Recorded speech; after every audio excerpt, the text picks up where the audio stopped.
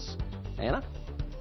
All right, Tucker, thanks so much. Our nation's heroes now fighting a new battle here at home. Many struggling for benefits due to missing or incomplete VA military records.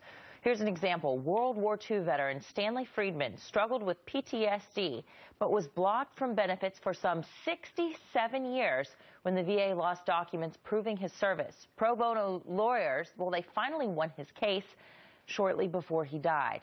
And it's not getting any better. More than 200,000 disability claims still backlogged at the VA.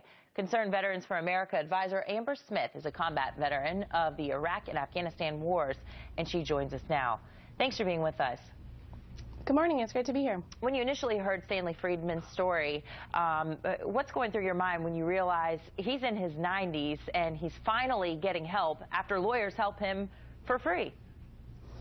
Stanley's story is so upsetting because to think that our senior veterans, some of our World War veterans, some in the last years of their life are having to seek out legal action to get the benefits that they've earned and deserved is unbelievable.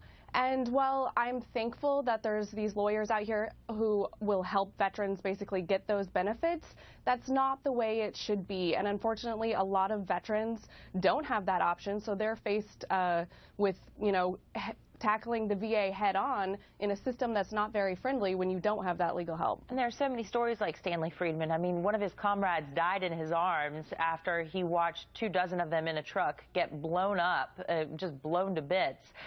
He had a back problem. He had sandfly fever from when he was in North Africa, was trying to get help in 1946 for those and was rejected for similar reasons. He couldn't find all the documentation, was having a hard time proving it. What kind of advice do you have for veterans?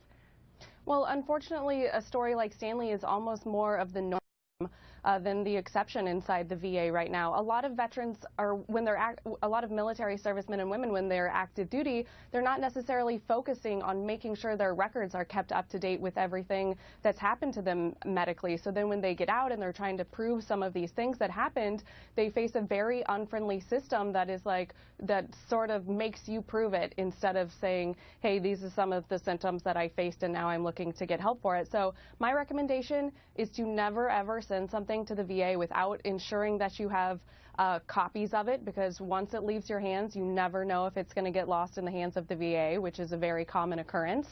And then also making sure that if you are still active duty, be proactive in terms of making sure everything is documented, that's any sort of medical issues that you have. I thought this backlog was supposed to be getting better, but 200,000 claims backlogged as of March the 21st of this year. I mean, is it getting any better? Well, as of March 21st, it's 200,684 claims that are over that 125-day standard.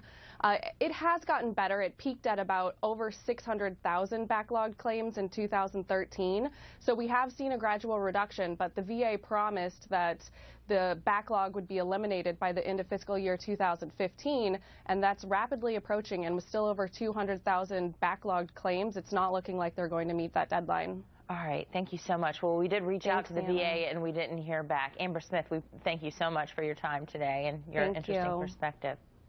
48 minutes after the hour.